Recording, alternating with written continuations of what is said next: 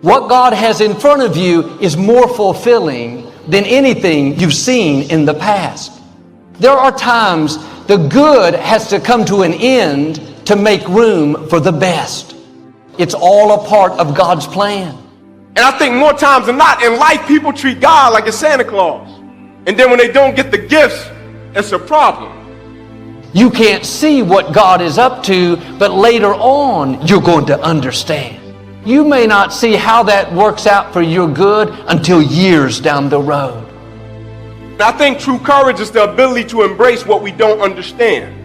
Even though I don't like it, I can still trust God even though I can't trace God.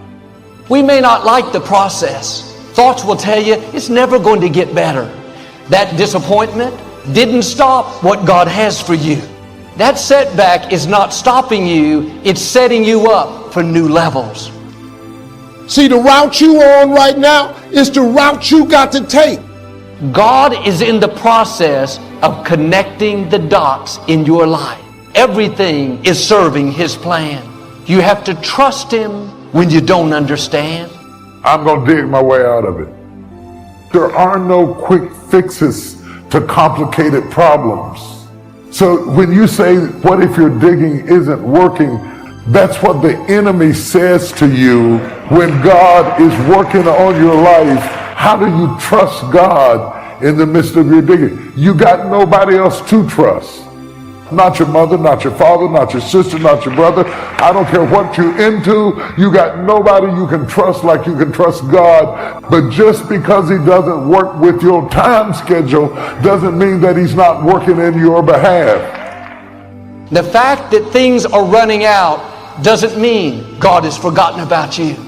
When you see the new door God opens, you'll say, Lord, thank you. You say the best for now. The best is not behind you. The best is next. It doesn't have to feel like it's working to be working. It doesn't happen on your schedule, but that doesn't mean it's not working. Somebody watching me right now, you don't even see daylight. You don't see no sign that help is on the way. The Lord said, I'm going to send you the water. You're not going to see it coming. I don't know about you, but I'm ready for it. I'm ready for God to rock my world and blow my mind.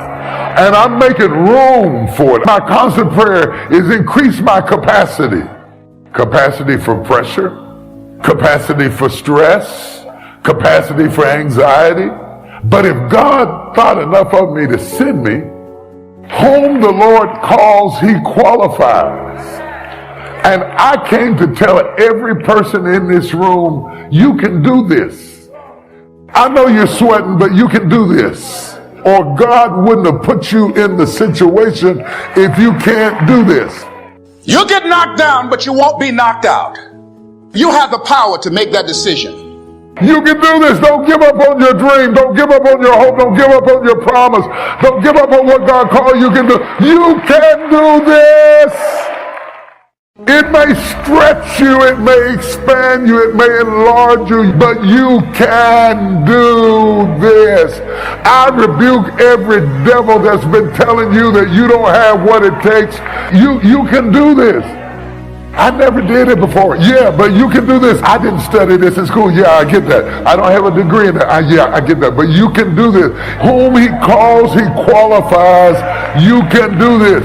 And if you don't know what you're doing, get somebody who does and partner with them.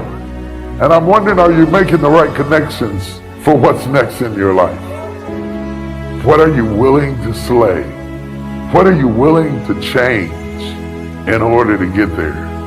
What you say, that's just how I am. But in order to get what God wants to get done, you got to get rid of that's just how I am and start saying, make me what you want me to be, increase my capacity. I'm ready to go to the next level. Any way you bless me, Lord, I'll be satisfied. I'm going to change the world before I get out here. And little by little start putting together the strategy that it takes when no is not an option. Say it with me, no is not an option. I'm going to empower me.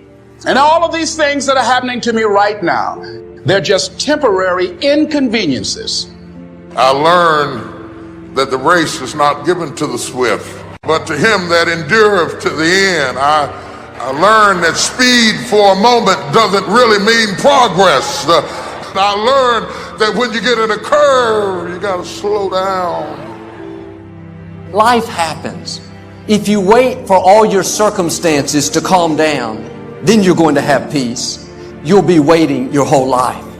God never promised that He would keep us from difficulties, but He did say He would give us peace in the midst of the storms.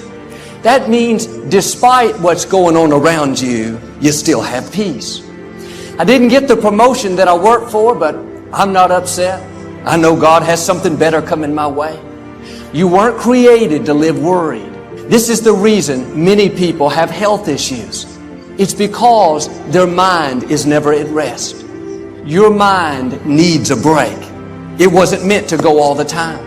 You have to learn to turn it over to God. You weren't designed to carry that heavy load. If you try to be God, God will step back and say, okay, you figure it out. But when you come back to a place of peace and say, God, I trust you. You have this all figured out, so I'm going to be still and know that you are God. It can be chaotic all around you, traffic, problems, drama, but on the inside, there's a rest. Friends, worry is a thief. It will rob you of your joy. You don't make good decisions when you're worried. We can't add 1 inch to our life by worrying. What's keeping you awake at night? It's time to come back to the still waters. Do yourself a favor. Take the worry off the throne.